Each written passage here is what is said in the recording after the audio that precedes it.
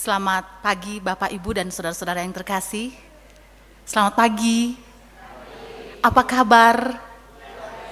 Puji Tuhan. Patutlah kita mengucap syukur Bapak Ibu, pagi ini kita masih diberi kesempatan untuk bersama-sama bersekutu di rumah Tuhan di tempat ini. Itu adalah berkat yang luar biasa yang boleh kita nikmati di hari yang Tuhan kuduskan. Dan mungkin ada dari Bapak Ibu atau saudara-saudara yang pertama kali beribadah di tempat ini, datang ke tempat ini untuk beribadah. Selamat datang, mari sama-sama menikmati hadirat Tuhan di jemaat Tuhan di tempat ini.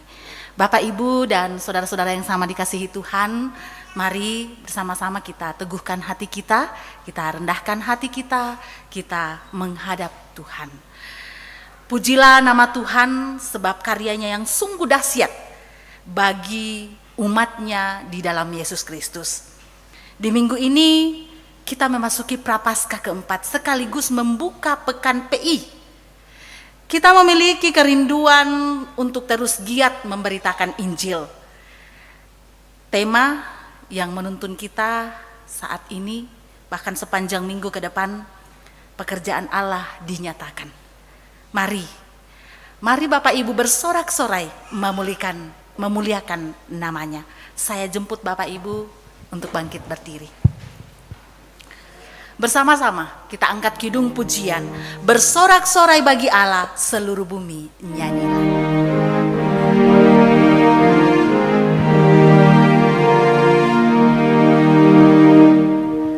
Bersorak-sorai bagi Allah seluruh bumi, nyanyilah.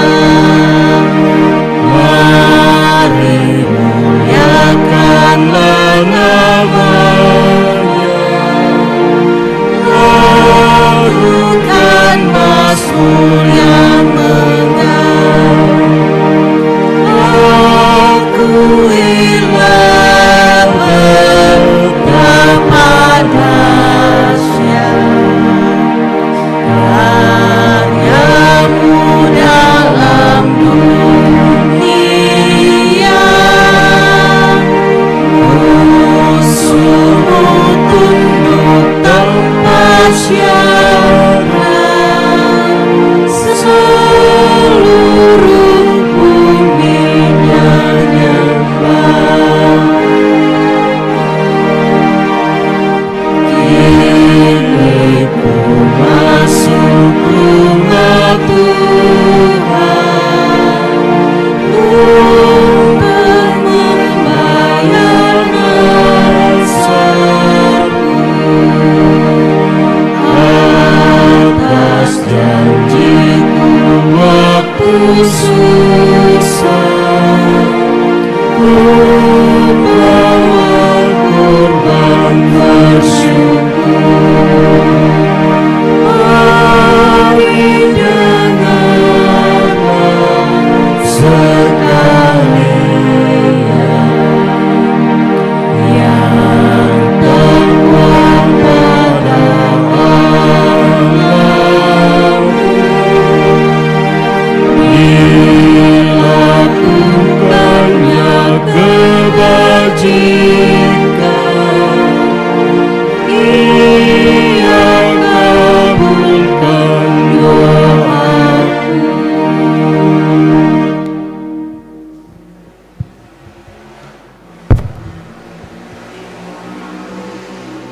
Kita habiskan ibadah. Ibadah ini berlangsung dalam nama Bapa dan Anak dan Roh Kudus.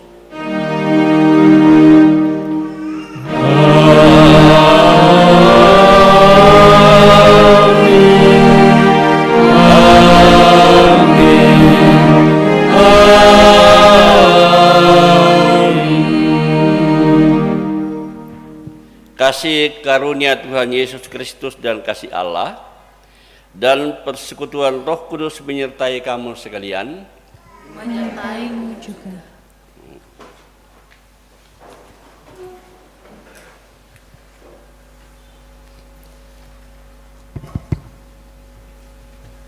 Mari kita mendengarkan Mazmur dari Mazmur pasal 23 ayat 1-6. Tuhan gembalaku yang baik. Mazmur Daud. Tuhan adalah gembalaku, takkan kekurangan aku. Ia membaringkan aku di padang yang berumput hijau. Ia membimbing aku ke air yang tenang. Ia menyegarkan jiwaku. Ia menuntun aku di jalan yang benar oleh karena namanya. Sekalipun aku berjalan dalam lembah kekelaman, aku tidak takut bahaya, sebab Engkau besertaku. Gadamu dan tongkatmu itulah yang menghibur aku. Engkau menyediakan hidangan bagiku di hadapan lawanku. Engkau mengurapi kepalaku dengan minyak, pialaku penuh melimpah. Kebajikan dan kemurahan belaka akan mengikuti aku seumur hidupku, dan aku akan diam dalam rumah Tuhan sepanjang masa. Amin.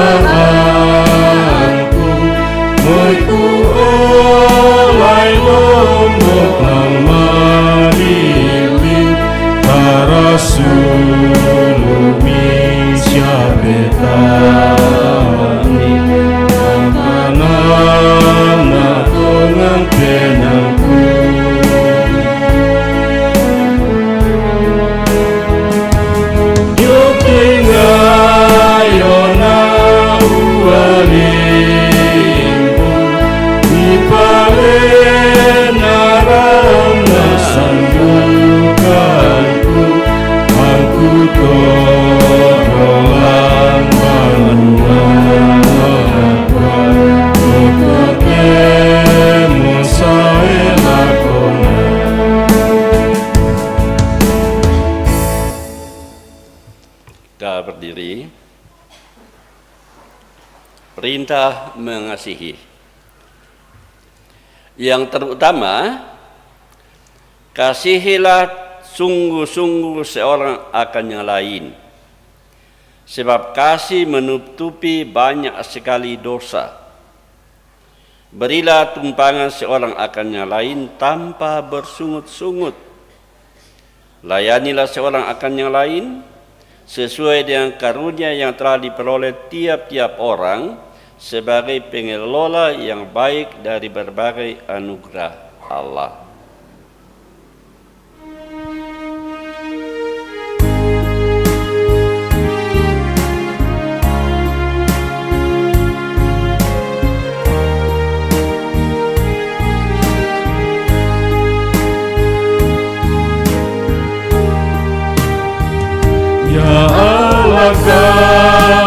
Kasih-Mu besar, lebih besar dari segala, tiada terduga dalamnya, tiada terjangkau luasnya.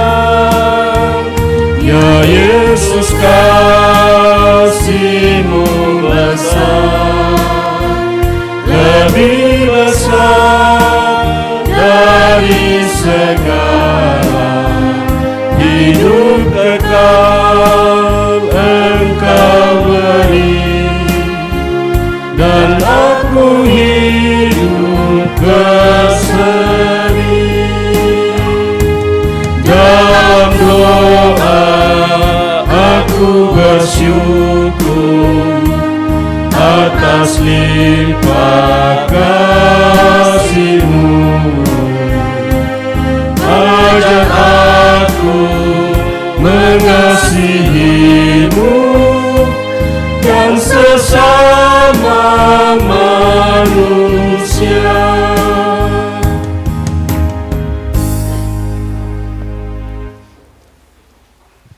Kita mohon anugerah Allah pengampunannya dengan mengaku dosa.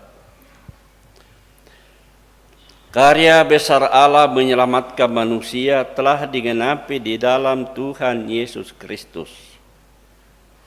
Tetapi karena kelemahan dan keterbatasan sering membuat kita tidak menghargai pengorbanannya, melalui sikap mementingkan diri sendiri, mengandalkan kekuatan dan kepintaran yang Tuhan karuniakan. Mari dengan rendah hati mengaku dosa di hadapannya. Kalau aku kataku, Tuhan kasihanilah aku, sembuhkanlah aku, sebab terhadap Engkau aku berdosa.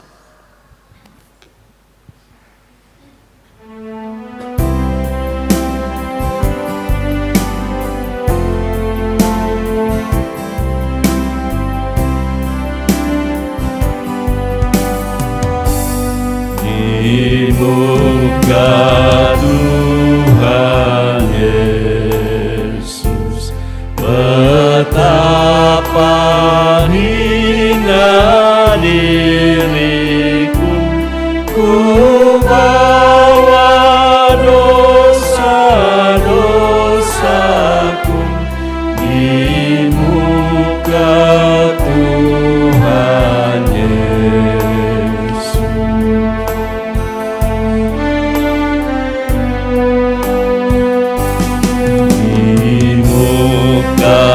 Tuhan Yesus tersungkur karena dosaku, ku bongkar kerinduanku di muka Tuhan Yesus.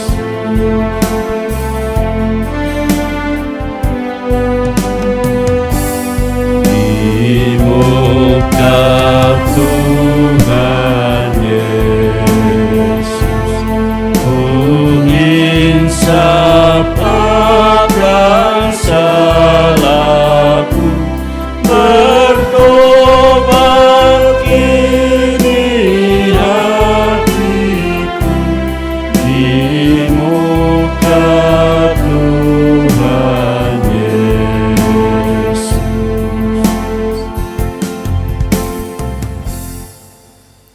Kepada kamu sekalian yang tunduk dalam penyesalan, berita anugerah dari Allah diteguhkan kembali. Tetapi apabila orang fasik bertobat dari segala dosa yang dilakukannya dan berpegang pada segala ketetapanku serta melakukan keadilan dan kebenaran, maka ia pasti hidup. Ia tidak akan mati. Segala pelanggaran yang dilakukannya tidak akan diingat lagi terhadap dia. Karena kebenaran yang dilakukannya, ia akan hidup. Bapak, Ibu, dan saudara-saudara yang sama dikasihi Tuhan, Tuhan Yesus selalu mengasihi kita dalam menjalani kehidupan. Karena itu, patutlah kita untuk selalu mengucap syukur kepada Tuhan. Selain dari kehadiran kita, puji-pujian kita juga akan memberikan persembahan lewat pundi persembahan. Karena itu, sambil memberikan persembahan, kita dituntun oleh firman Tuhan dari 1 Samuel 16 ayat yang kelima. Ia berkata, "Ya, benar, aku datang untuk mempersembahkan kurban kepada Tuhan. Kuduskanlah dirimu dan datanglah bersamaku ke upacara kurban." Kemudian ia menguduskan Isai dan anak-anaknya lelaki dan mengundang mereka ke upacara kurban. Amin. Mengantar kita memberi persembahan, kita angkat kidung pujian. Tuhan betapa banyaknya.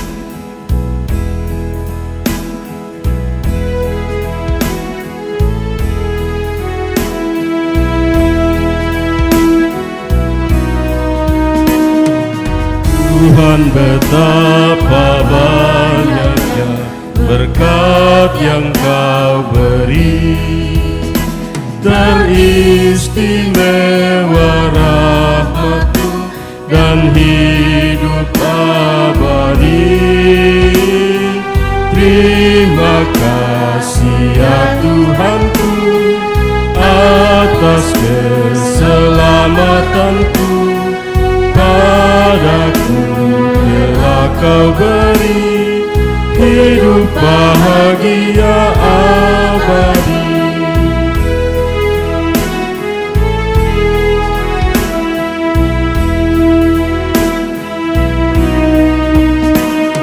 Sanak saudara dan teman Kau beri kepadaku, berkat terindah ialah ku jadi anakmu.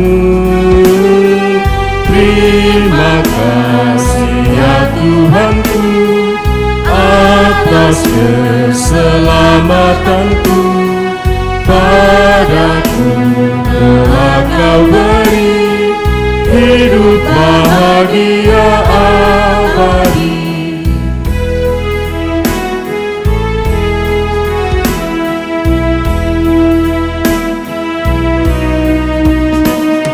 Setiap hari rahmat-Mu tiada putusnya.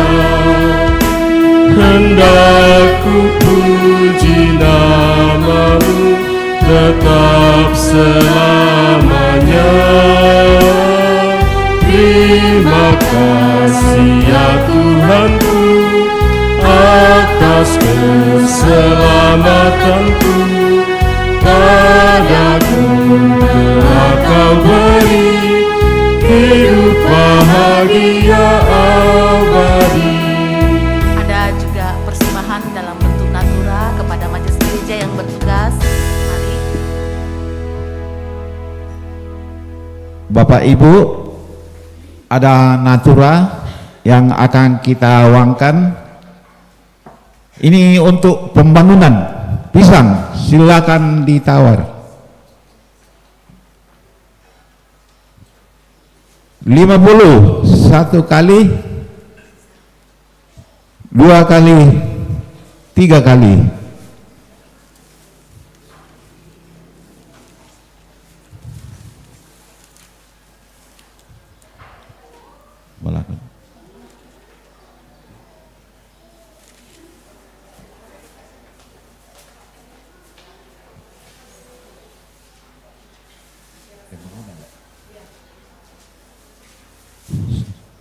Ya, ada beras ketan berak puluh masih untuk pembangunan.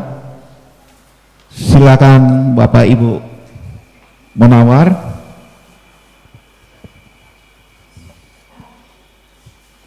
Beras 10,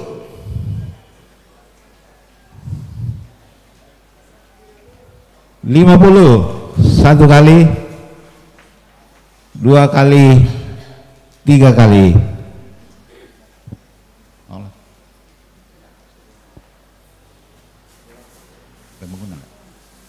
Ya, jalan kotek yang belum sarapan boleh silakan ditawar Pak Ibu, masih untuk pembangunan.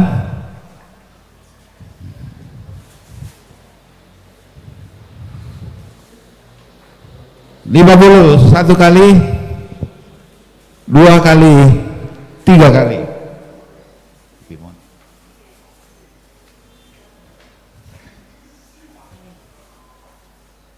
Pak Hutan Teratoraya Pangi Melodi Pesoladuku baik, masih untuk pembangunan. Silakan Bapak Ibu menawar.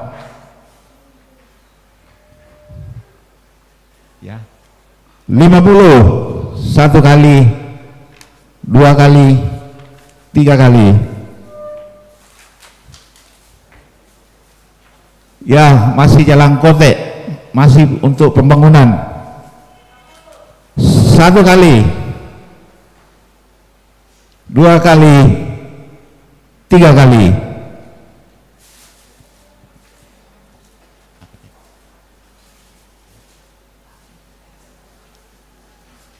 Ya, ini masih pembangunan. katapi yang sudah di blender gitu. Silakan Bapak Ibu.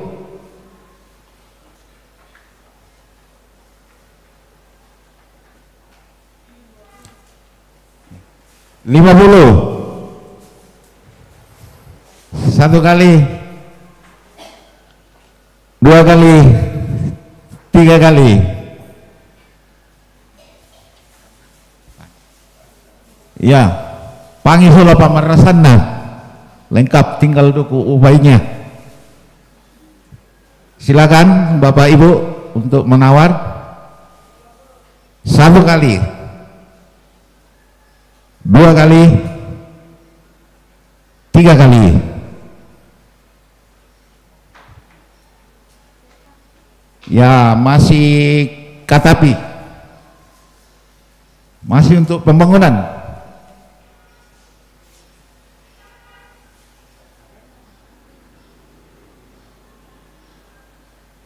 Tak mau? 50, satu kali, dua kali, tiga kali. Ya, manuk untuk panitia Paskah, manuk londong. Silakan.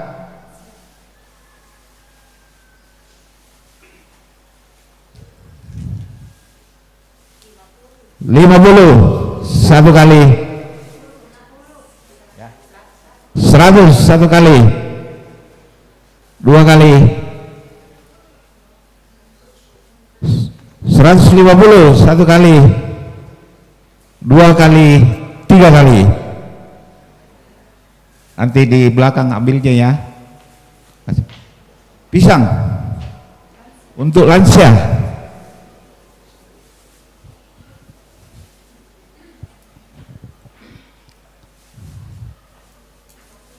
$50, satu kali, dua kali, tiga kali.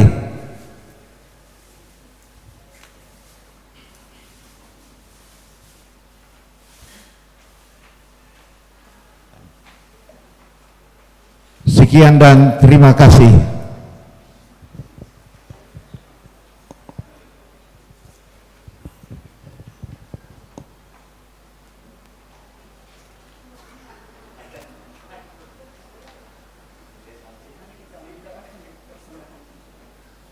Terima kasih ya Tuhan atas berkat yang Engkau berikan kepada kami. Di saat ini ya Bapa, kami anak-anak-Mu sudah memberikan tanda syukur kami kepadamu. Berkatilah persembahan ini ya Tuhan, agar boleh dipakai untuk menyebarluaskan akan firman-Mu. Yang masih sisa pada diri kami ya Tuhan, Engkau berkati ya Bapa, agar kami dapat mempergunakannya seturut dengan kehendak-Mu. Ini doa kami ya Tuhan, yang kami bawa beralaskan anak-Mu Yesus Kristus adalah Tuhan dan Juru Selamat kami. Amin.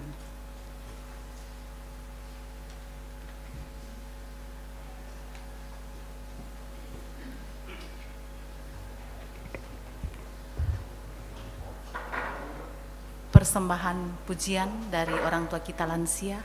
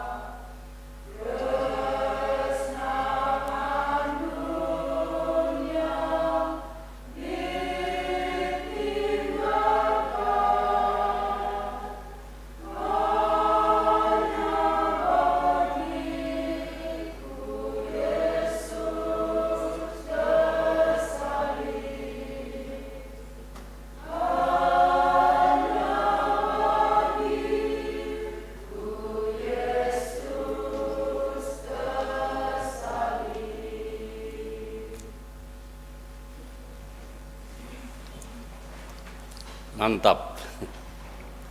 Terima kasih. Terima kasih untuk puji-pujian yang sudah disampaikan oleh orang tua kita. Tuhan dimuliakan. Bapak, Ibu, dan saudara-saudara yang sama dikasihi Tuhan, mari bersama-sama kita kembali menaikkan kidung syukur kita, kidung pujian kita. Padamu Tuhan dan Allahku, ku persembahkan hidupku.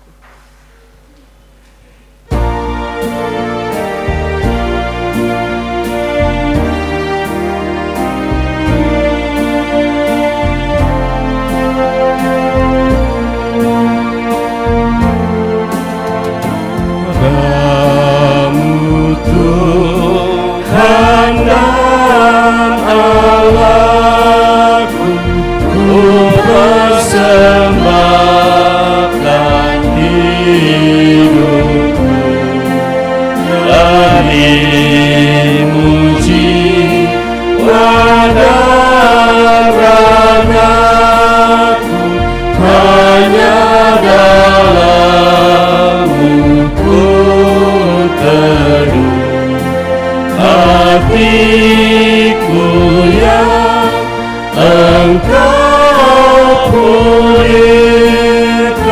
padamu juga ku berikan.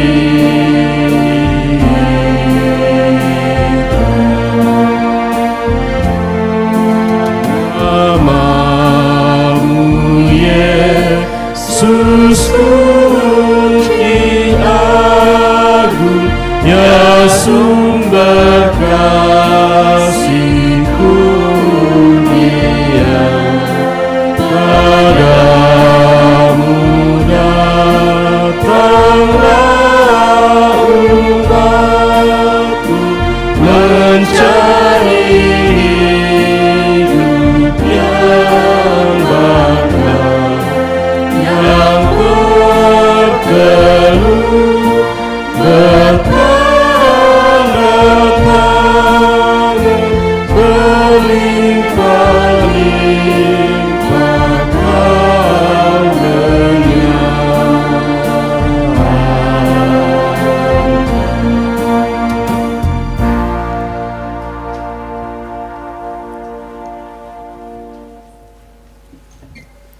Kita siapkan Alkitab dari 1 Samuel 16 ayat 1 sampai 13, Efesus 5 ayat 8 sampai 14, dan Yohanes 9 ayat 1 sampai 41.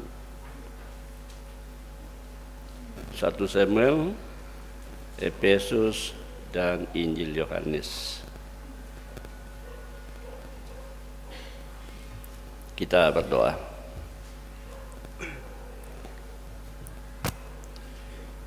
Dimuliakanlah nama-Mu ya Tuhan. Di hari perhentian ini, Engkau sudah menyertai kami seminggu yang lalu. Juga telah menyertai kami dari rumah kami masing-masing sehingga boleh kami bersekutu di tempat yang Engkau kuduskan ini. Betapa bahagianya hati ini ya Tuhan,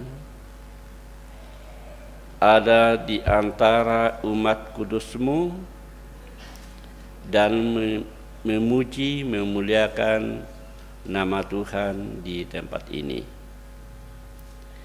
Kiranya kuasa-Mu, kemuliaan-Mu melingkupi kami dalam persekutuan ini. Saat ini kami juga mau mendengarkan firman-Mu ya Tuhan, yang akan kami baca dan dengar dari kitab suci. Terangilah akal budi kami, supaya kami dapat mendengar, mengerti firman Tuhan, dan menjadi pelaku-pelaku firman. Berbicaralah ya Tuhan, kami sudah sedia mendengarkan sabda-Mu. Dalam nama Yesus kami berdoa. Amin.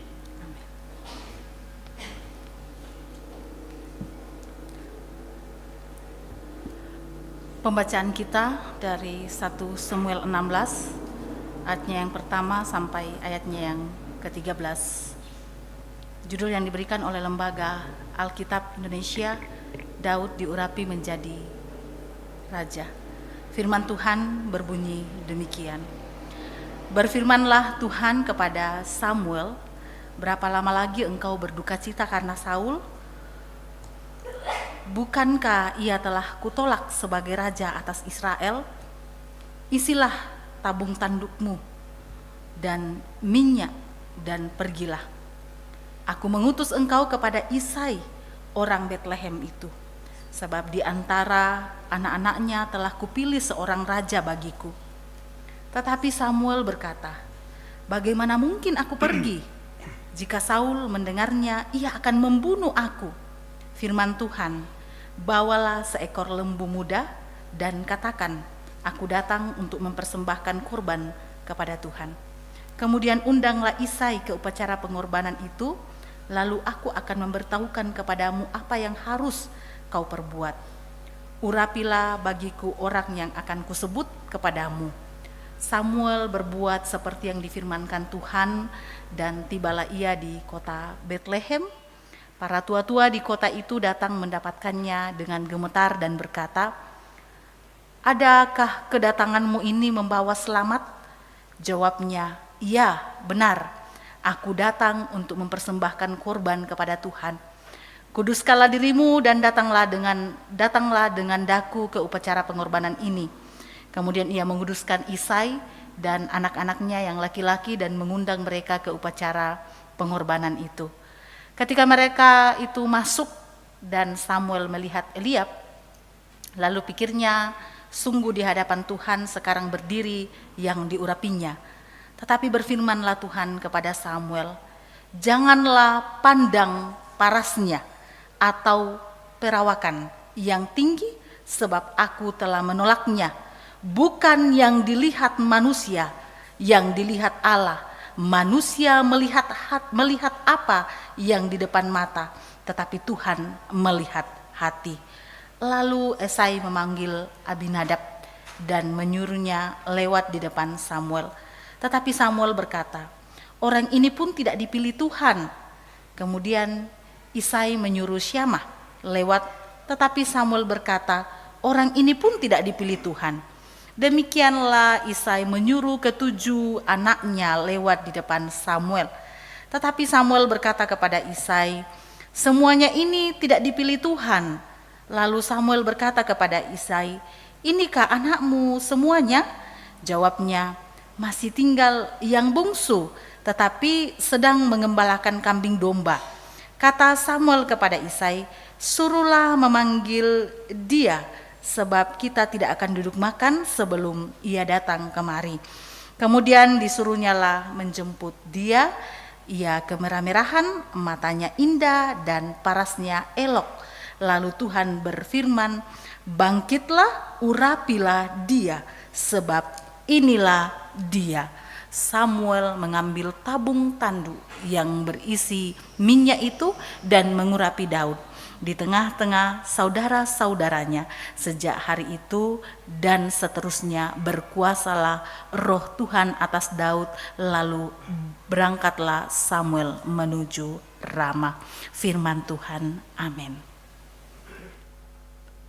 Bagian firman Tuhan yang berikut dari Efesus pasal 5 ayat 8 sampai 14. Firman Tuhan, memang dahulu kamu adalah kegelapan, tetapi sekarang kamu adalah terang di dalam Tuhan. Sebab itu hiduplah sebagai anak-anak terang, karena terang hanya berbuahkan kebaikan dan keadilan dan kebenaran. Dan ujilah apa yang berkenan kepada Tuhan.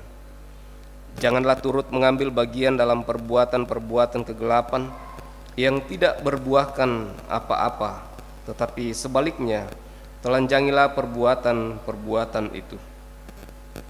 Sebab menyebutkan saja pun apa yang dibuat oleh mereka di tempat-tempat yang tersembunyi telah memalukan. Tetapi segala sesuatu yang sudah ditelanjangi oleh terang itu menjadi nampak, sebab semua yang nampak adalah terang. Itulah sebabnya dikatakan, bangunlah hai kamu yang tidur, dan bangkitlah dari antara orang mati, dan Kristus akan bercahaya atas kamu. Firman Tuhan. Amin.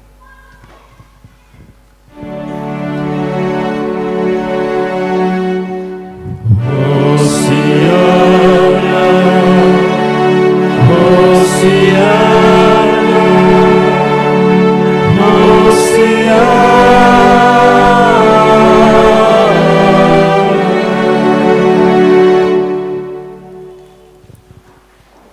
Inilah Injil Yesus Kristus yang ditulis Yohanes dari pasal 9 ayat 1 sampai 41. Di seluruh ayat Yohanes 9.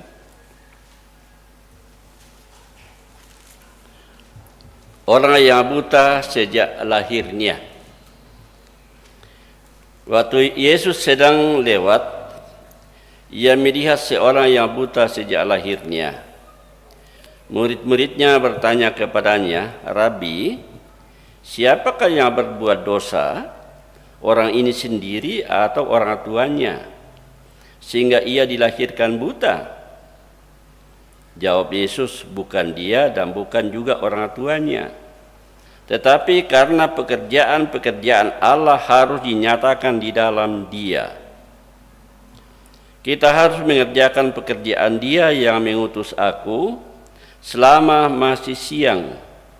Akan datang malam di mana tidak ada seorang pun yang dapat bekerja. Selama aku di dalam dunia, akulah terang dunia." Setelah ia mengatakan semuanya itu, ia meludah ke tanah dan mengaduk ludahnya itu dengan tanah, lalu mengoleskannya pada mata orang buta tadi. Dan berkata kepadanya, "Pergilah, basuhlah dirimu dalam kolam Siloam." Siloam artinya yang diutus. Maka pergilah orang itu, ia membasuh dirinya, lalu kembali dengan matanya sudah melek. Tetapi tetangga-tetangganya dan mereka yang dahulu mengenalnya sebagai pengemis berkata, "Bukankah dia ini yang selalu mengemis?" Ada yang berkata, "Benar, dialah ini." Ada pula yang berkata, "Bukan, tetapi ia serupa dengan dia." Orang itu sendiri berkata, "Benar, akulah itu." Kata mereka kepadanya, "Bagaimana matamu menjadi melek?" Jawabnya, "Orang yang disebut Yesus itu mengaduk tanah, mengoleskannya pada mataku dan berkata kepadaku, 'Pergilah ke Siloam dan basuhlah dirimu.' Lalu aku pergi, dan setelah aku membasuh diriku, aku dapat melihat." Lalu mereka berkata kepadanya, "Di manakah dia?" Jawabnya, "Aku tidak tahu." Lalu mereka membawa orang yang tadinya buta itu kepada orang-orang Farisi. Adapun hari waktu Yesus mengaduk tanah dan memelekkan mata orang itu adalah hari Sabat. Karena itu orang-orang Farisi pun bertanya kepadanya, "Bagaimana matanya menjadi melek?" Jawabnya, "Ia mengoleskan adukan tanah pada mataku, lalu aku membasuh diriku, dan sekarang aku dapat melihat." Maka kata sebagian orang-orang Farisi itu, "Orang ini tidak datang dari Allah, sebab ia tidak memelihara hari Sabat." Sebagian pula berkata, "Bagaimanakah seorang berdosa dapat membuat mujizat yang demikian?" Maka timbullah pertentangan di antara mereka. Lalu kata mereka pula kepada orang buta itu, "Dan engkau, apakah katamu tentang dia? Karena ia telah memelekkan matamu?" Jawabnya, "Ia adalah seorang nabi." Tetapi orang-orang Yahudi itu tidak percaya bahwa tadinya ia buta dan baru dapat melihat lagi, sampai mereka memanggil orang tuanya dan bertanya kepada mereka, "Ini karena kamu yang kamu katakan bahwa ia lahir buta? Kalau begitu bagaimana ia sekarang dapat melihat? Jawab orang tua itu, yang kami tahu ialah bahwa dia ini anak kami dan bahwa ia lahir buta. Tetapi bagaimana ia sekarang dapat melihat, kami tidak tahu, dan siapa yang memelekkan matanya, kami tidak tahu juga. Tanyakanlah kepadanya sendiri. Ia sudah dewasa, ia dapat berkata-kata untuk dirinya sendiri. Orang tuanya berkata demikian karena mereka takut kepada orang-orang Yahudi, sebab orang-orang Yahudi itu telah sepakat bahwa setiap orang yang mengaku dia sebagai Mesias akan dikucilkan. Itulah sebabnya maka orang tuanya berkata, ia telah dewasa, tanyakanlah kepadanya sendiri. Lalu mereka memanggil sekali lagi orang yang tadinya buta itu dan berkata kepadanya, katakanlah kebenaran di hadapan Allah. Kami tahu bahwa orang itu orang berdosa. Jawabnya, apakah orang itu orang berdosa? Aku tidak tahu. Tetapi satu hal aku tahu, yaitu bahwa aku tadinya buta dan sekarang dapat melihat. Kata mereka kepadanya, apakah yang diperbuatnya padamu?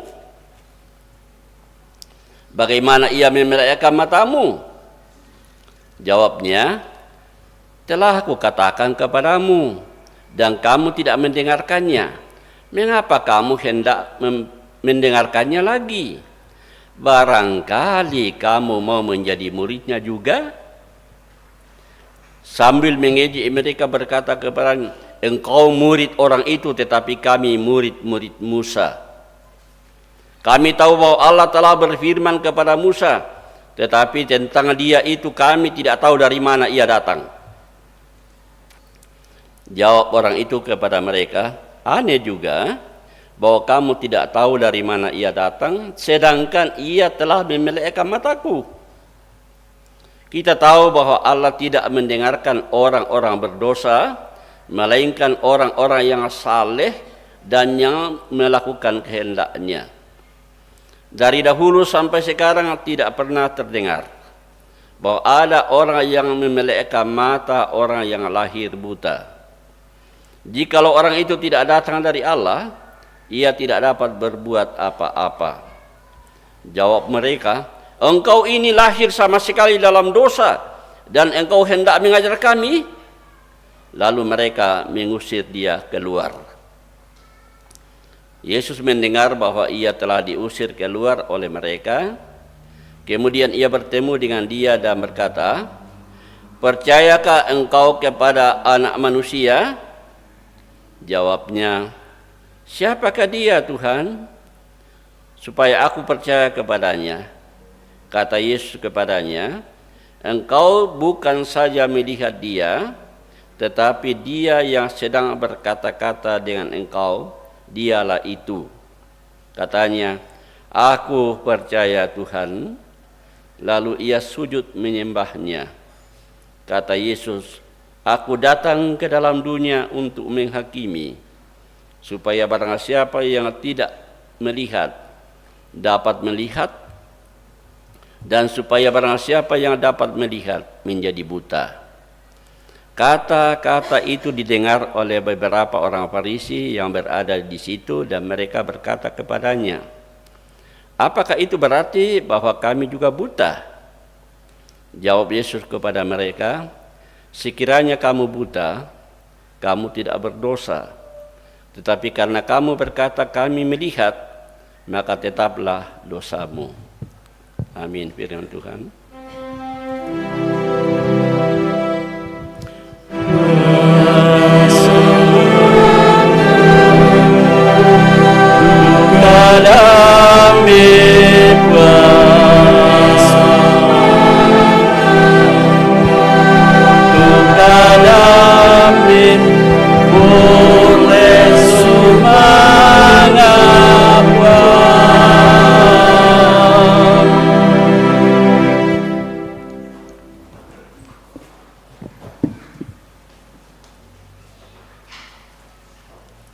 Selamat pagi.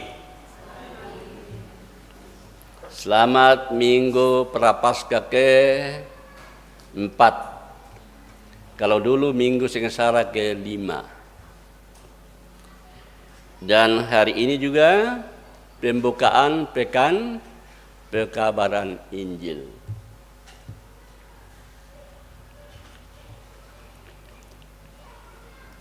Saudara-saudara seiman dalam Tuhan, Allah yang kita sembah adalah Yahweh. Allah yang hidup. Allah yang bertindak di dalam sejarah. Dan Allah yang telah menyatakan diri di dalam Yesus Kristus. Berbeda dengan Allah-Allah lain yang disembah, seperti disebut dalam kitab Yeremia, berhala-berhala itu punya mata tetapi tidak melihat, punya hidung tapi tidak mencium, punya mulut tapi tidak bicara, punya telinga tapi tidak mendengar, punya tangan tapi tidak berbuat apa-apa, punya kaki tapi tidak melangkah, tidak berjalan. Mengapa? Karena memang patung, karena memang polong kayu. Tapi Allah Israel, Allah yang kita sembah dalam Kristus adalah Allah yang hidup. Allah yang bekerja sampai sekarang, Allah yang bertindak di dalam sejarah manusia. Nah, rancangannya adalah rancangan damai sejahtera. Yeremia 29. Allah datang dalam Kristus supaya mereka memperoleh hidup dan mempunyai dalam segala kelimpahan. Jadi tujuan Yesus datang ke dunia supaya manusia kita memperoleh hidup dan hidup dalam kelimpahan. Itu tujuan. Nah, Yesus katakan bahwa Bapakku bekerja sampai sekarang, maka aku pun bekerja. Dalam Roma dikatakan, Roma 8, Allah turut bekerja dalam segala sesuatu untuk mendatangkan kebaikan. Jadi karya Allah itu selalu untuk kebaikan kita, untuk kehidupan kita, untuk kesejahteraan kita.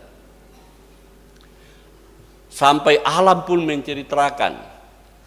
Dalam Mazmur 19, langit menceritakan kemuliaan Allah dan cakrawala memberitakan pekerjaan tangannya.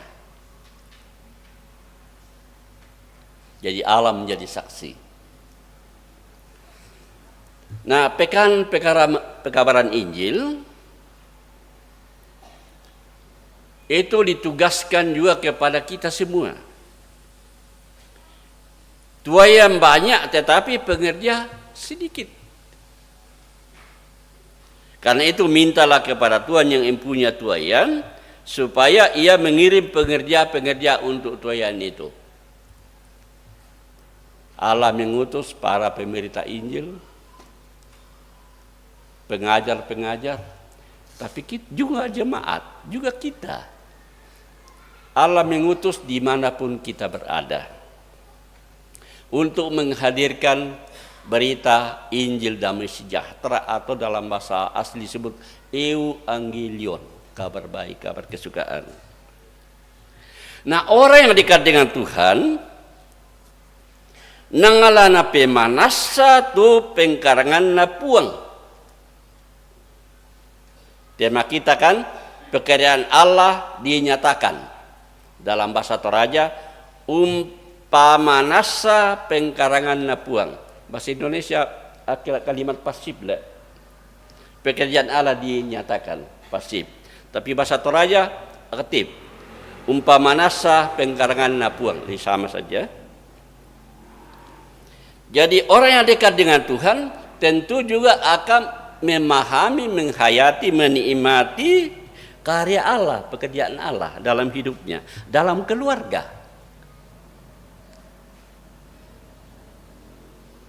Kita melihat dalam keluarga karya Allah. Juga dengan anak-anak kita. Kita tahu bahwa anak kita itu anugerah Allah.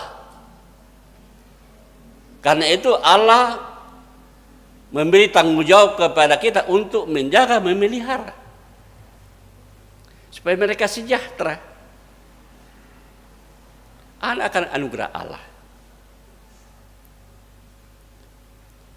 Demikian juga kedatangan pertolongan, ada saat-saat di mana kita tidak berdaya. Tiba-tiba ada pertolongan datang. Di situ kita menyaksikan seperti ada Tuhan sendiri yang datang.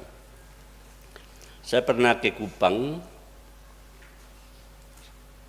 dan saya dipanggil oleh pendeta Hengki Abineno untuk berkhotbah di jemaatnya. Saya tinggal di rumahnya. Dia cerita, Pak Pendeta, waktu itu dia belum menikah. Pernah kami di rumah, ada 4 anak saya bawa, dan ada saat di mana kami tidak ada makanan sama sekali. Nukonata ekande.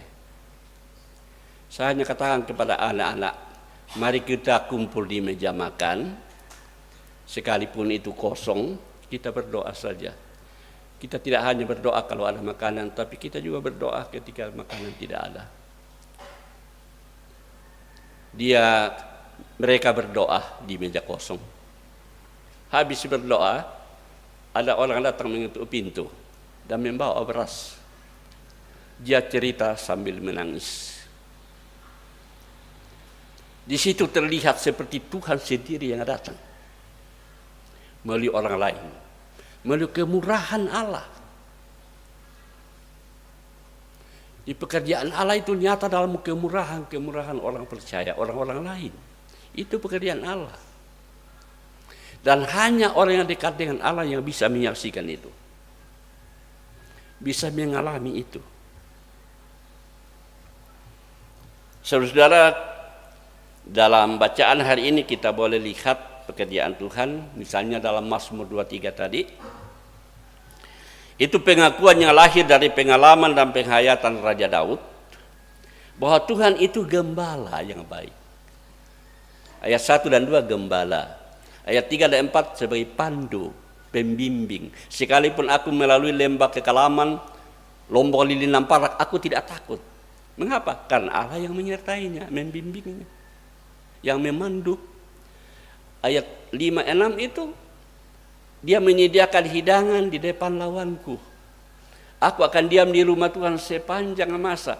Jadi Allah itu sebagai tuan rumah yang baik, yang murah hati kepada dia, sampai dia ingin tinggal di situ selamanya. Enaknya hidup di rumah Tuhan. Itu penghayatan Raja Daud. Demikian juga dalam Samuel tadi, Samuel 16 ayat 1 sampai 13. Ini firman Tuhan datang kepada Samuel ketika roh Tuhan sudah mulai meninggalkan Saul. Firman Tuhan, Samuel, berapa lama lagi kau berduka cita karena Saul? Aku sudah menolak dia. Mengapa Tuhan menolak Saul? Karena Saul tidak mengindahkan firman Tuhan. Dia tidak mengindahkan perintah Allah. Dia pernah mengambil alih jabatan imam, jabatan Samuel. Di Gilgal akan ada korban. Samuel belum datang, sudah tidak tahan, lalu dia yang laksanakan korban. Sampai Samuel tinggalkan dia pegang itu puntia bajunya sampai robek, bahwa daripadamu akan berpindah kerajaan.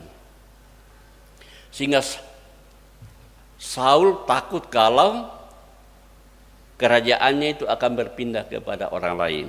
Dan memang Saul suku Benyamin, Daud itu dari suku Yehuda. Dan memang janji Tuhan itu dari suku Yehuda yang akan lahir Mesias. Isilah tabungmu. Tabung itu biasa dari tanduk domba, lalu diisi minyak. Lalu pergi ke Bethlehem, ke keluarga Isai, karena aku akan mengurapi anak Isai untuk menjadi raja. Belum tahu siapa nama anak Isai itu, tapi Samuel mengikuti saja perintah Allah. Tapi dia khawatir akan Saul, kalau Saul itu membunuhnya kalau dia tahu. Tapi Allah juga memberi solusi. Bawalah seekor lembu muda dan katakan aku datang untuk mempersembahkan korban kepada Tuhan. Undanglah Isai dengan anak-anaknya, lalu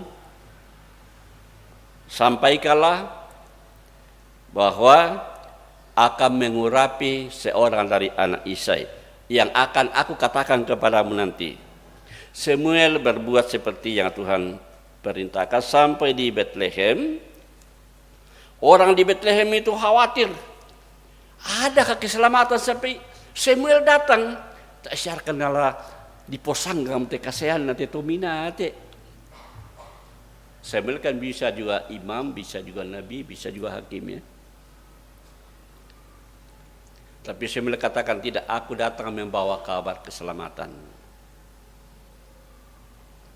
Nah kemudian ketika akan dilaksanakan pengurapan,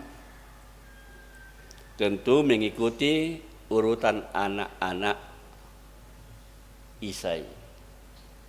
Masuklah yang pertama namanya Eliab. Wah, Samuel sudah berpikir, ini dia tinggi besar, ganteng dan cakap, anaknya sulung. Tetapi firman Tuhan, janganlah pandang parasnya atau perawakannya yang tinggi, karena Tuhan melihat hati. Tuhan menolak. Masuk lagi yang kedua Abinadab, bukan. Masuk yang ketiga lagi Syama, bukan. 7 anak Isai lewat, semua ditolak. Samuel katakan, nata mereka kami toh. Isai menjawab ke bahasa Toraya. Ada siapa misa bungsu pamale di keamang kambi. Kena kita apa ralajo. Mangkambi na bungsu. Tidak ada perhitungan apa-apa. Tidak masuk perhitungan manusia. Tapi Samuel katakan, panggil dia, kita tidak akan makan sebelum datang.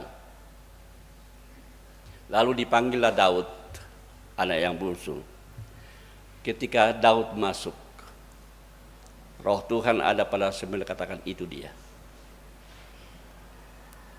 Matanya bersinar, kulitnya kemerah-merahan mengikat gembala, dan parasnya elok.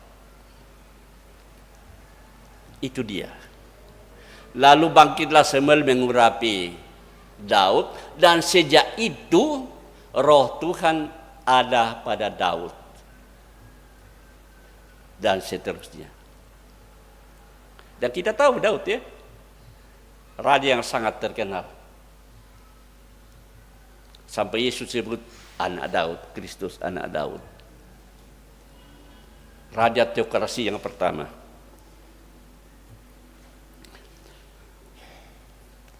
Saudara-saudara,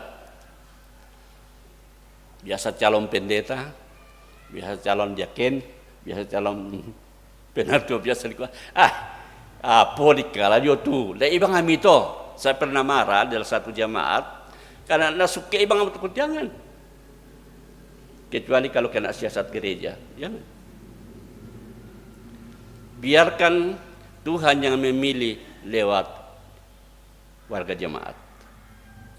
Kita berdoa dulu. Biasa pandangan tolina takwa, yari to, dalam pandangan Tuhan tidak.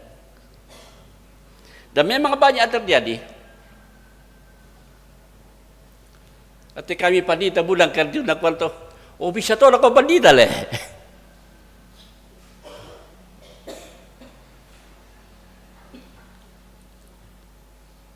Dia nama tatapa indorangkum jadi train tak aku tadi pada kuarla. Beden pakai lu kana bisa lu kapal ema hot balik nak kami tu tahu. Udah kami bayangkan to nama lebang apa di kami to di. Bale mangkambi yang apa kami bayangkan to. Kadang-kadang seperti itu ya. Tapi kalau Tuhan sudah mengurapi, penatua, jadi kalau Tuhan sudah meneguhkan kita, mengurapi kita dengan rohnya, dan melaksanakannya, kita dapat berbuat hal-hal yang besar. Betul. Dan di situ biasa lahir pemimpin yang bagus. Pemimpin yang bagus. Yang melayani, karena pemimpin yang melayani.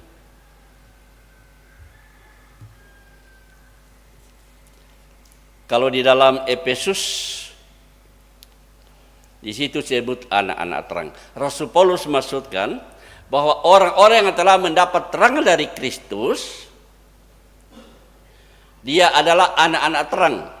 Tetapi non-Kristen disebut kehidupan dalam kegelapan karena dia belum menerima terang dari Kristus. Karena terang itu menghasilkan buah-buah yang baik, ada kebajikan, keadilan, kebenaran. Itu buah-buah dari terang.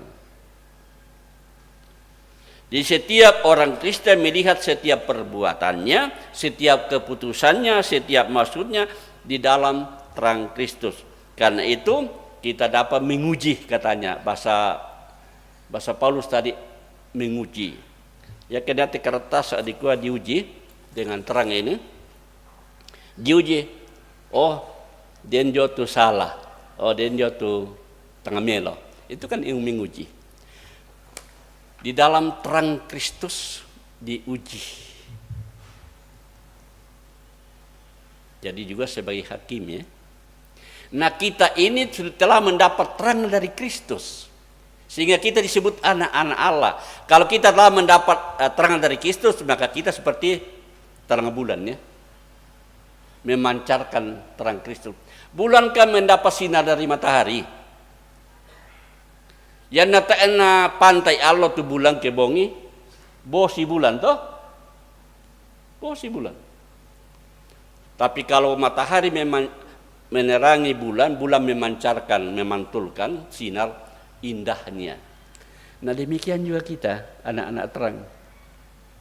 Sinar Kristus pada kita, itu yang kita pancarkan.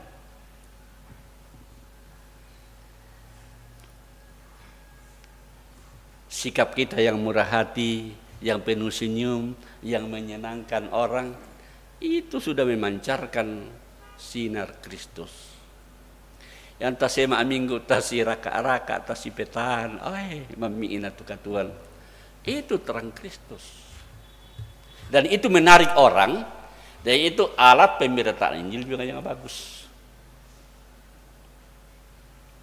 Nah, lalu Paulus mengutip saja nyanyian kuno. Dia katakan, bangunlah kamu yang tidur dan bangkitlah dari antara orang mati. Kristus akan percaya atas kamu. Itu saja nyanyian kuno yang dikutip Paulus. Jadi kira-kira dipakai waktu baptisan kudus. Bangkitlah dari antara orang mati. Jadi orang yang dibaptis seperti bangkit dari kematian lalu menerima terang Kristus. Sidang jemaat, tema kita pekerjaan Allah dinyatakan. Pekerjaan Allah dinyatakan. Cerita orang buta sejak lahir dalam Yohanes 9 menarik. Murid-murid Yesus menggunakan kesempatan untuk mengemukakan masalah yang belum terpecahkan.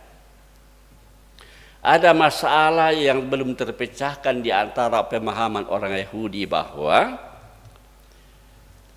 orang yang buta sejak lahirnya itu apakah dosanya sendiri atau dosa orang tuanya? Itu belum terpecahkan itu. Lalu murid-murid tanyakan kepada Yesus, orang buta ini apakah dosanya sendiri atau dosa orang tuanya? Saya nggak dikana persoalkan. Tak ia dikana kue kuma kasihan tinetro buta tak tundui. Ya dipersoalkan tu dosana. dirangani Pak Adi ina. Yesus tidak mencoba menerangkan hubungan dosa dengan penderitaan. Yesus mengatakan penderitaan orang buta ini untuk memberi kesempatan menunjukkan apa yang Tuhan bisa buat, bisa lakukan. Bahwa dalam diri orang buta ini Allah mau menunjukkan kemuliaannya. Bagi Yohanes, mujizat merupakan tanda dari kemuliaan dan kuasa Allah. Penderitaan, kesengsaraan, sakit, penyakit selalu merupakan kesempatan-kesempatan untuk memperlihatkan kemurahan Allah. Orang Samaria yang murah hati, Lazarus yang mati, anak seorang janda, banyak.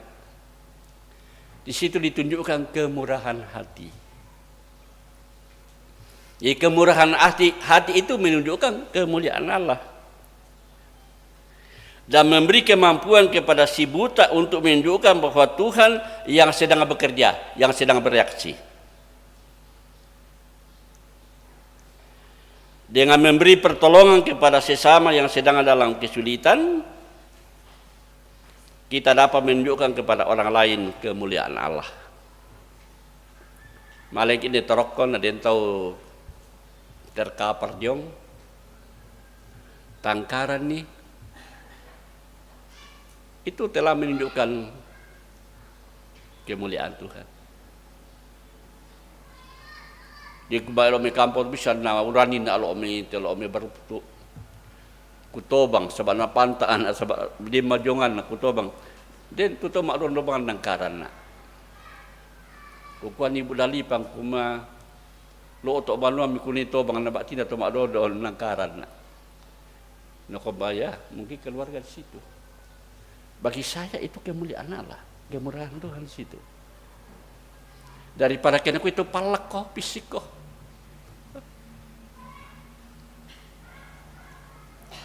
Yesus dan pengikut-pengikutnya harus melakukan pekerjaan Tuhan selagi ada waktu untuk berbuat. Selagi waktu masih siang atau akan datang malam. Selagi ada kesempatan.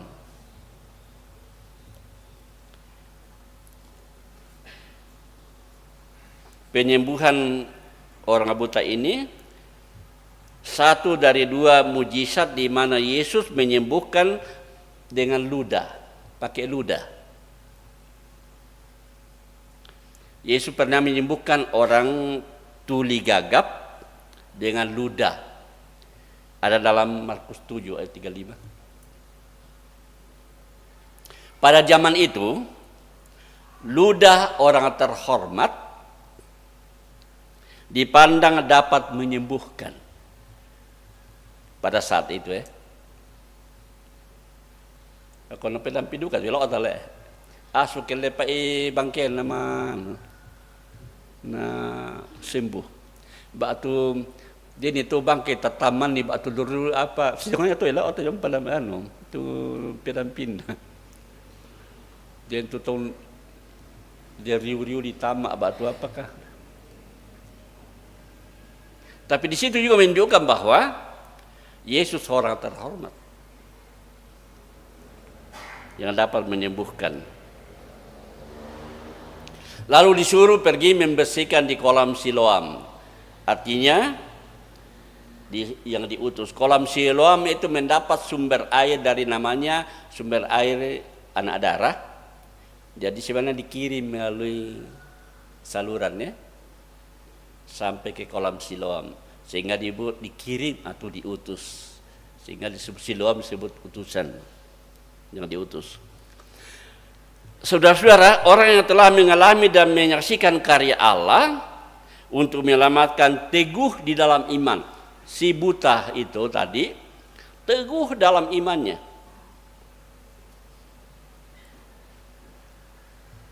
Orang Farisi menilai orang itu, atau orang itu maksudnya Yesus, dia tidak mau sebut nama Yesus. Orang itu bukan dari Allah.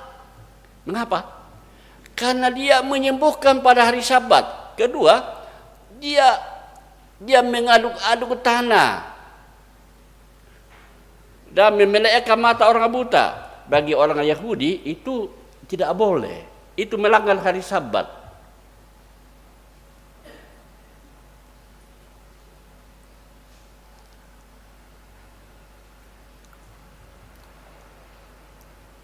Tapi orang buta, bagi saya dia seorang nabi. Dari dulu sampai sekarang tidak ada orang yang seperti itu, memelekkan mata orang buta yang sejak lahirnya. Tidak ada. Dia seorang nabi. Ditanya orang tuanya takut. Takut dikucilkan. Siapa yang nyebut Yesus itu Mesias atau anak Allah atau Kristus, dikucilkan. Orang tuanya takut. Kutanai bang ambing, nama tuamu ya, dia sudah dewasa, dia sudah dapat berkata-kata mengenai diri sendiri. Itu yang penting, makanya anak-anak kita katekisasi ya, supaya dia dewasa dalam iman. Ya na tingui persoalan-persoalan dalam kehidupan. Tak anak kulo pangkutanai pandita, kulo pangkutanai tomatuangku. Tidak, toh? Dia harus menjawab. Ini orang buta hebat sekali menjawab. Nanti kita baca selanjutnya itu bagaimana percakapan orang buta ini dengan orang-orang Farisi.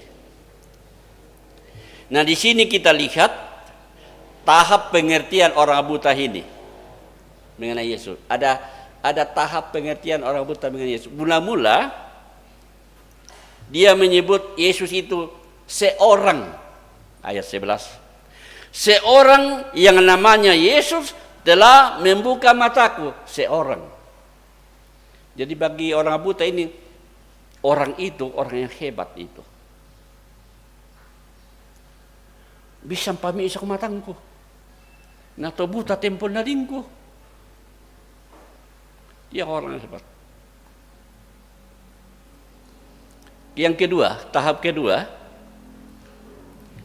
dia sudah mulai menyebut dia seorang nabi. Bagi saya dia itu seorang nabi. Ya, nabi itu artinya orang yang menyampaikan pesan Allah kepada manusia. Bagi kamu bukan, bagi orang Farisi bukan, tapi bagi si buta ini dia itu nabi. Jadi tadi seorang manusia, lalu sekarang nabi. Tahap yang ketiga masuk ke pengakuan bahwa Yesus adalah anak Allah. Anak manusia. Anak manusia dalam perjanjian lama selalu menunjuk kepada Mesias, artinya Kristus.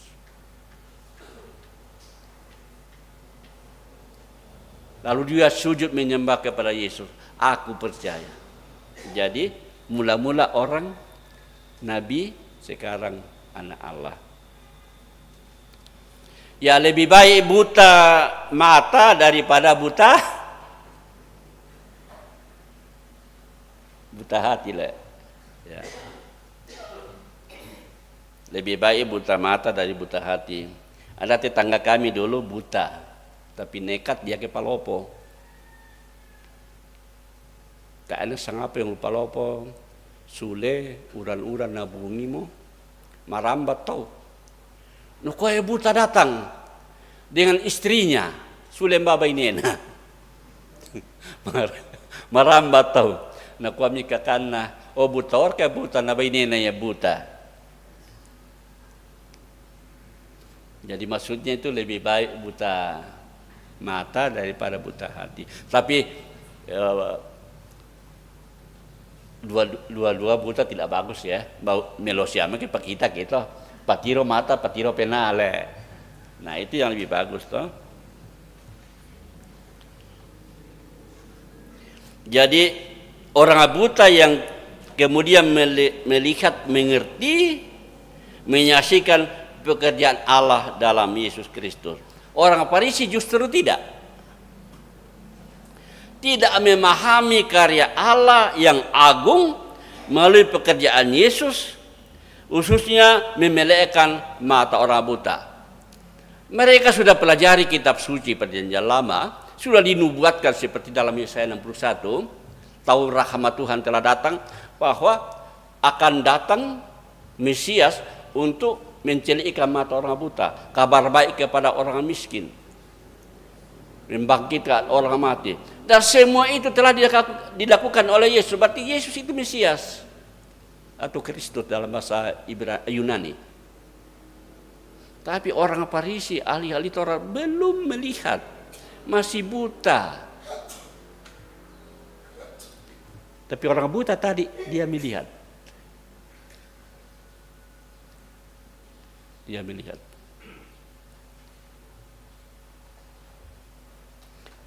Nah, kita ini percaya tentu oleh tuntunan Roh Kudus. Kita tidak ada orang yang mengaku Yesus itu kalau bukan pekerjaan Roh Kudus. Jadi pekerjaan Tuhan sehingga kita mengenal Yesus itu Tuhan dan Juru Selamat. Itu pekerjaan Roh. Kita diterangi oleh Roh Tuhan.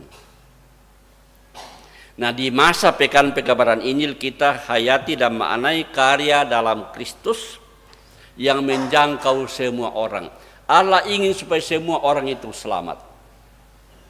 Allah mengasihi dunia ini supaya tidak ada yang binasa, melainkan beroleh hidup yang kekal.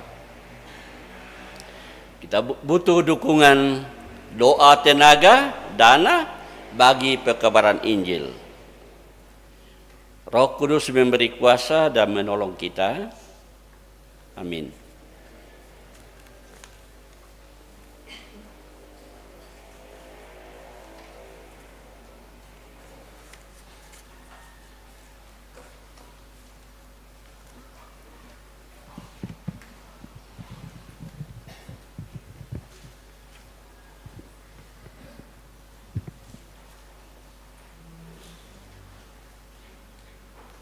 Tuhan, bimbinglah kami dengan Roh-Mu, supaya kami dapat mengalami, menyaksikan karya-Mu yang agung di dalam Kristus, di dalam hidup keseharian kami.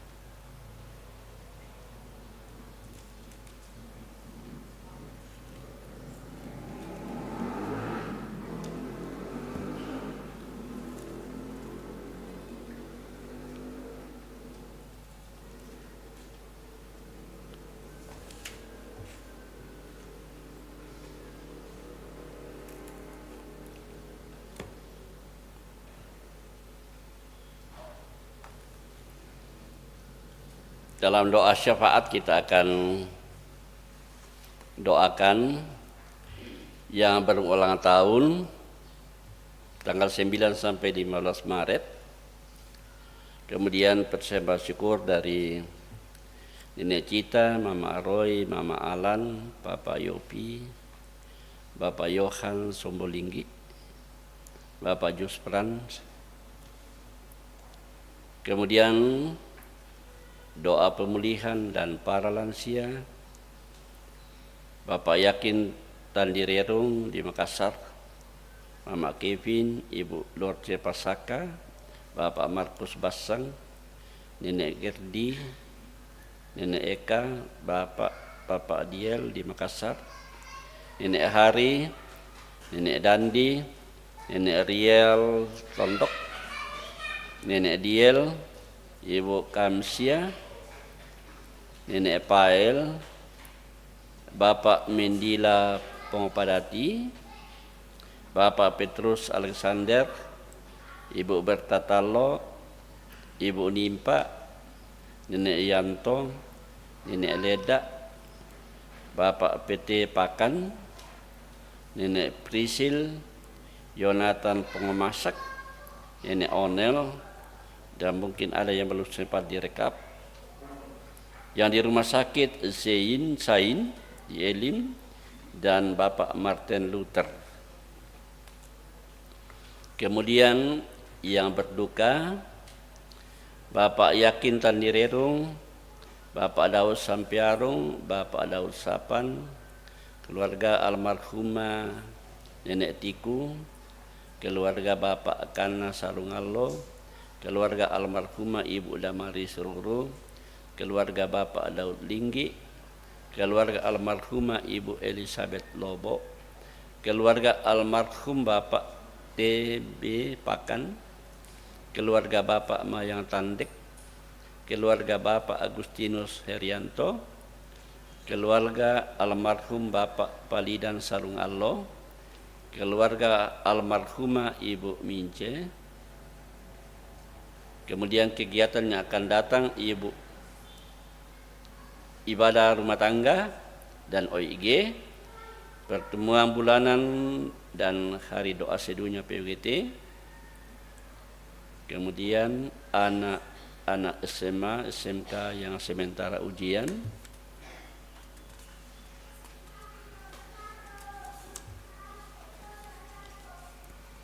Ya, tentu kehidupan kita sehari-hari dan pekerjaan dalam jemaat pelayanan. Kita berdoa. Ya Bapa, dengarkanlah syafaat kami. Pimpinlah kami dengan roh-Mu, supaya kami hidup bijaksana dan mengalami sukacita sorgawi dalam kehidupan keseharian kami.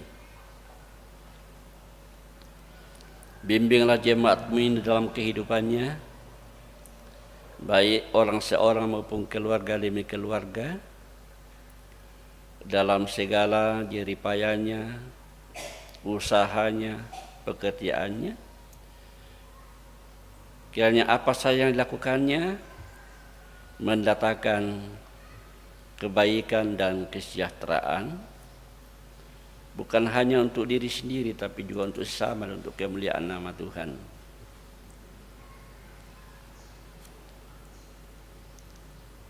Kami doakan yang berulang tahun, berikanlah sukacita di hari ulang tahunnya, supaya dengan semangat dalam Tuhan menjalani kehidupannya Tuhan anugerahkan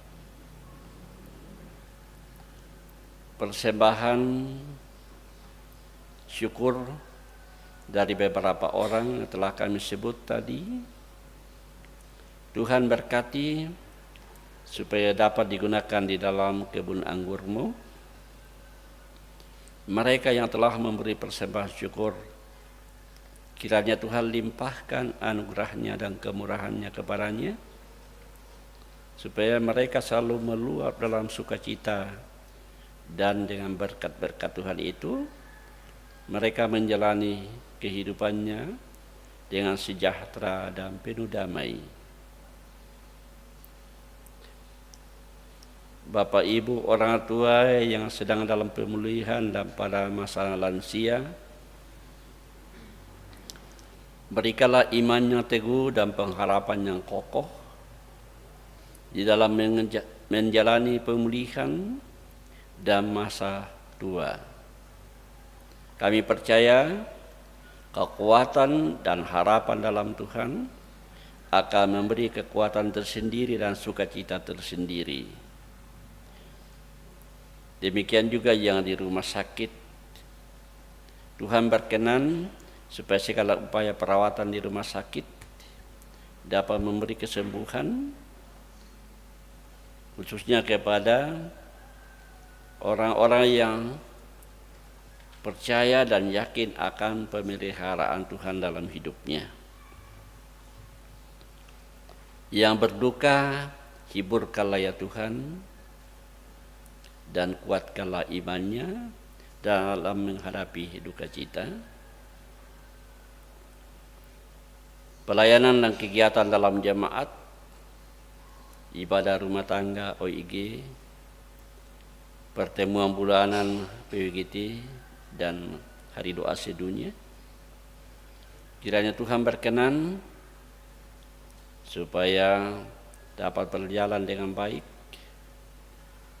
dan juga olehnya jemaat-Mu bertumbuh di dalam iman. Ibu pendeta dan para pelayan Berkati ya Tuhan, bahwa mereka dapat sejahtera di dalam pelayanan. Bersukacita karena Allah menggunakan di dalam kebun anggurnya. Tuhan berkati selalu. Anak-anak kami berkati dalam pertumbuhannya. Anak-anak SMK, SMA yang sementara ujian. Berkati para gurunya, berkati supaya pendidikan sungguh memberi manfaat baik untuk masa depan juga untuk bangsa dan negara kami. Tuhan, sempurnakanlah doa kami yang kami bawa dalam nama Yesus Tuhan kami, yang sudah mengajak kami berdoa bersama-sama. Bapa kami yang di surga, dikuduskanlah namamu, datanglah kerajaan-Mu, jadilah kehendak-Mu di bumi seperti di surga. Berikanlah kami pada hari ini makanan kami yang secukupnya, dan ampunilah kami akan kesalahan kami, seperti kami juga mengampuni orang bersalah kepada kami.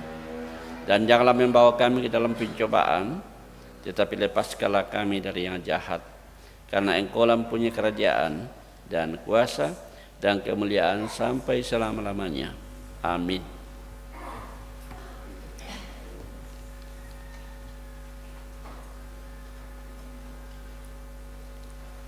Warta Jemaat.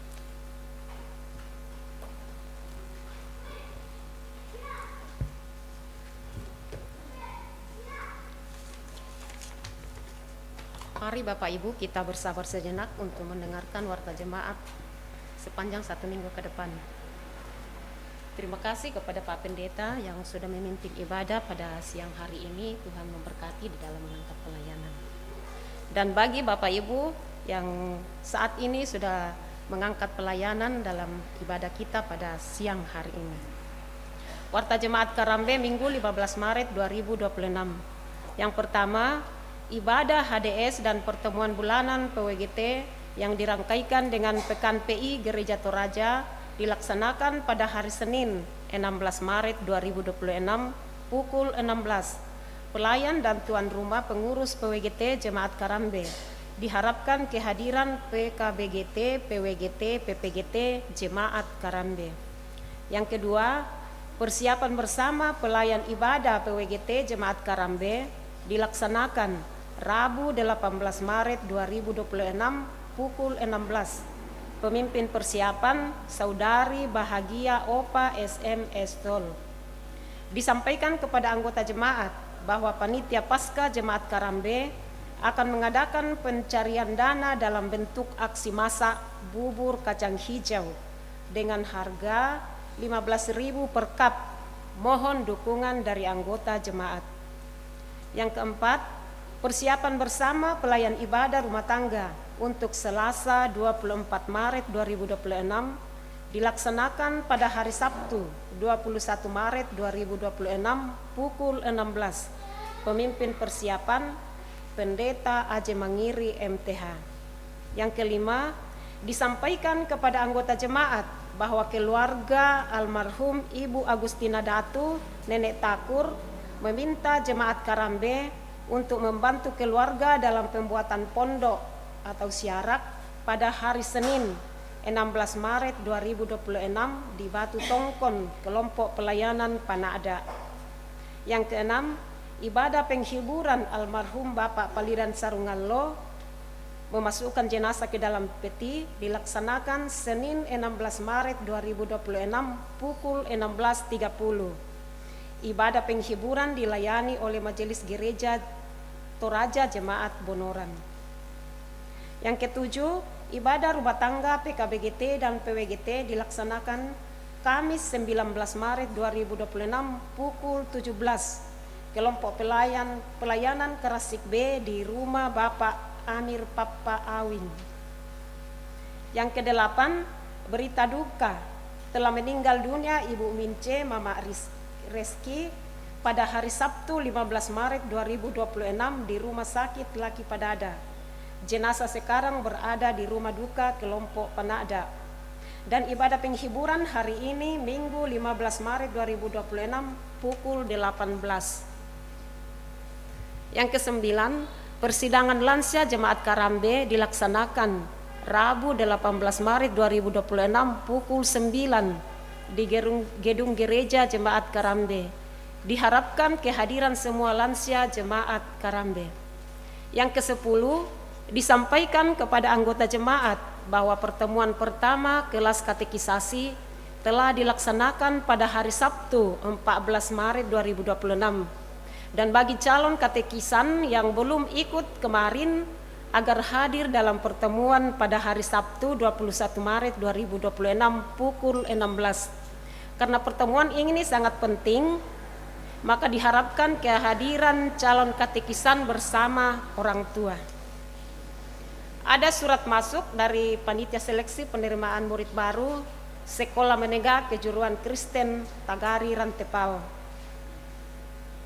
Dalam rangka pelaksanaan seleksi penerimaan murid baru tahun pelajaran 2026-2027, dengan ini kami sampaikan bahwa SMK Kristen Tagari sebagai salah satu sekolah di bawah naungan Gereja Toraja yang dikelola oleh Yayasan Perguruan Kristen Toraja atau YPKT, membuka pendaftaran bagi lulusan SMP, SMT/S atau yang sederajat.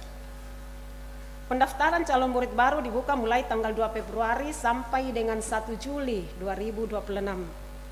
Informasi lebih lanjut mengenai persyaratan, mekanisme pendaftaran, dan tahapan seleksi dapat dilihat pada brosur terlampir atau diperoleh langsung melalui Panitia Seleksi Penerimaan Murid Baru SMK Kristen Tagari. Tagari 31 Januari 2026, Kepala SMK Kristen Tagari Mika S. Pairunan STMM. Demikian warta jemaat, Tuhan memberkati.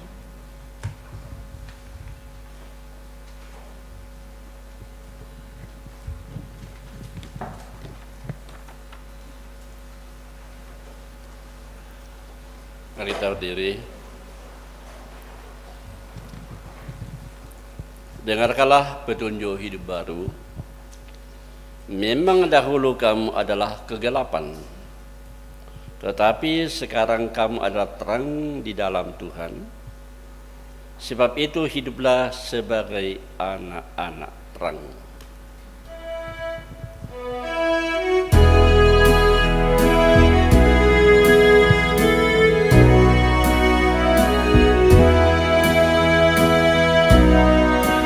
Betapa indah harinya saat ku pilih penebus, alangkah sukacitanya ku memberitakannya terus.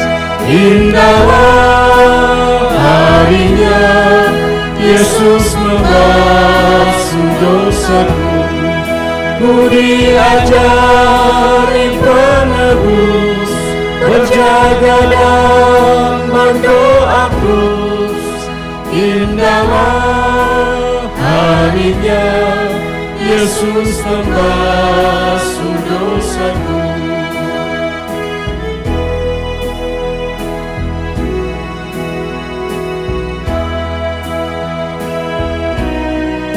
Betapa indah janjinya yang telah mengikat hatiku, beri kasihku padanya serta menyanyi bersyukur.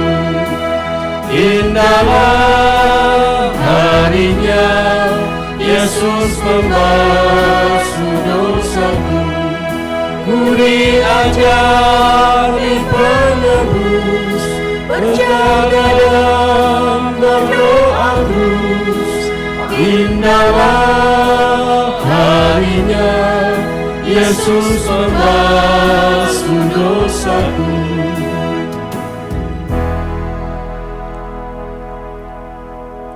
Pergilah, lakukanlah firman Tuhan agar pekerjaan-pekerjaan Allah dinyatakan melalui hidupmu. Saya siap menyatakan pekerjaan Allah. Arahkanlah hatimu kepada Tuhan dan terimalah berkat-Nya. Tuhan memberkati engkau dan melindungi engkau. Tuhan menyinari engkau dengan wajah-Nya dan memberi engkau kasih karunia. Tuhan menghadapkan wajah-Nya kepadamu dan memberi engkau damai sejahtera. Amin. Amin. Bapak, Ibu, dan saudara-saudara yang sama dikasihi Tuhan, bersyukur atas penyertaan Tuhan bagi kita semua lewat persekutuan kita pada siang hari ini.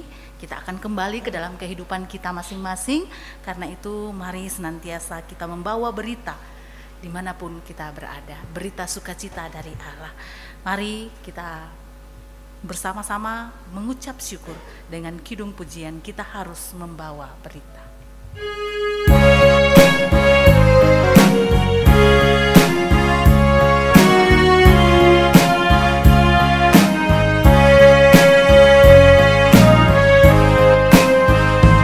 Kita harus membawa berita pada dunia dalam gelap tentang kebenaran dan kasih dan damai yang menetap,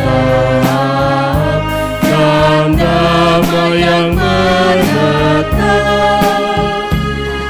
Menetap jadi remang pagi dan remang jadi siang terang. Kuasa Kristus kan nyatalah, rahmani dan cemerlang.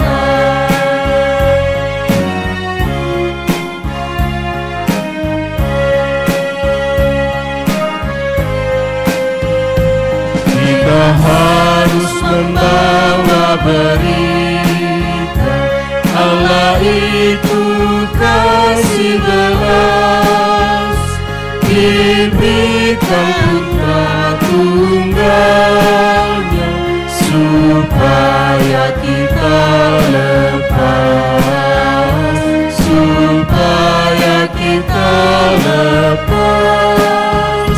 Karena gelap jadi remang pagi dan remang jadi siang terang. Kuasa Kristus kan nyatalah, rahmani dan cemerlang. Demikianlah ibadah kita. Tuhan Yesus dimuliakan. Mari bersama-sama mengucap syukur.